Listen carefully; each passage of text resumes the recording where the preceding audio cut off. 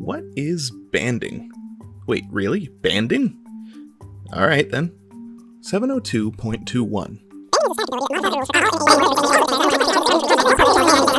This one is going to be for you completionists out there. What is banding?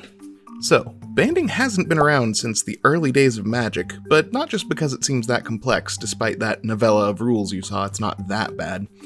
Turns out, banding is actually kinda really good.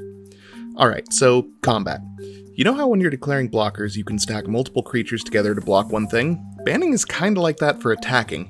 If a creature has banding, it can attack as a band with up to one other creature without banding or multiple other creatures with banding. Now, what makes it OP isn't that you're making one big creature, because you're not. Each creature in the band is still its own permanent.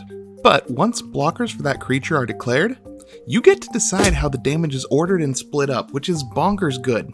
You still have to follow the normal rules for damage distribution, but it makes combat math a nightmare for your opponent.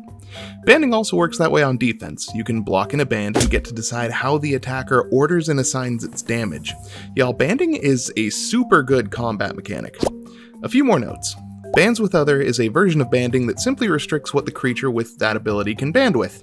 Otherwise, it works exactly the same. All creatures in a band must be attacking the same target. You can't send half a band at a planeswalker and the other half at a player. If a creature gets removed from combat somehow, it's also removed from its band if it is in one. Banding doesn't let creatures share abilities. If one creature in a band has flying but the others don't, non-flying or reach creatures can still block the band. Other abilities like First Strike and Trample will work like they normally do, but only for the creature that has them, not for the entire band. Once a band has been declared, either in the Declare Attackers or Declare Blocker step, that band will remain a band even if the creature with banding somehow loses banding. And lastly, multiple instances of banding don't give any extra effects. So yeah, banding is a little weird, but not the rules boogeyman that it's made out to be. It turns out it's just kinda broken, actually.